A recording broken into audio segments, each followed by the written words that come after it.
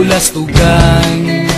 Hindi malilimutan ang asaran na merong pikunan, lalo na rin ang unang niligawan, unang kabiguan. At dyan nasiseryoso ang usapan, ang pagdadamayan ng tunay at tapat na kaibigan.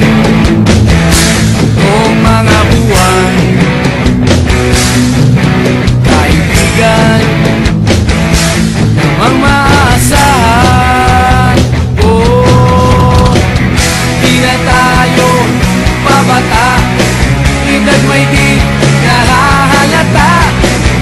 Sa mga trip unti-unti na tayo nagsasawa.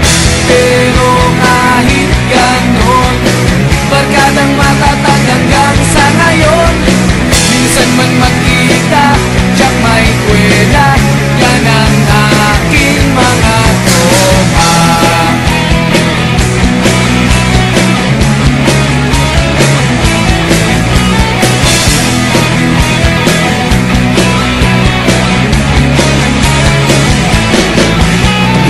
Inuman na pang magdamagan, minsan inaabot pa ng ayaan, na kung saan-saan, na para bang walang kinabukasan at kahantungan. At dyan nasiseryoso ang usapan, ang pagpapayuhan ng tunay at tapat na kaibigan. Kung mga baliw,